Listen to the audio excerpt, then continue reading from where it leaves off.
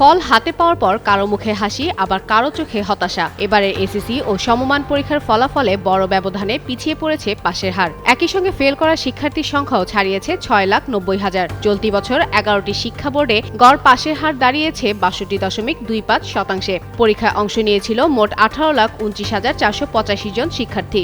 এর মধ্যে পাশ করেছে 11,38,877 জন, আর ফেল করেছে 6,90,608 জন।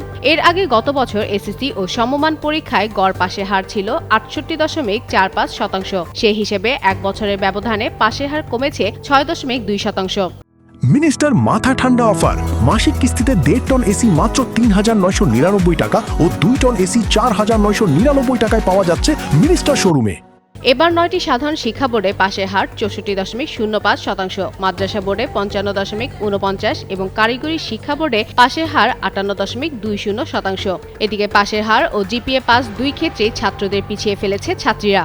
ছাত্রীদের পাশের হার 66.68%, যেখানে ছাত্রদের 57.86%। মোট জিপিএ 5 পেয়েছে 1,16,676 জন। এর মধ্যে ছাত্রী 63,896 এবং ছাত্র 52,780 জন। সোমবার সকাল 10টার দিকে শিক্ষা মন্ত্রণালয় মাধ্যমিক ও উচ্চশিক্ষা বিভাগের সম্মেলন কক্ষে সংবাদ সম্মেলনে ফল ঘোষণা করেন শিক্ষামন্ত্রী ডক্টর আ.ন.ম এহসানুল হক মিলন।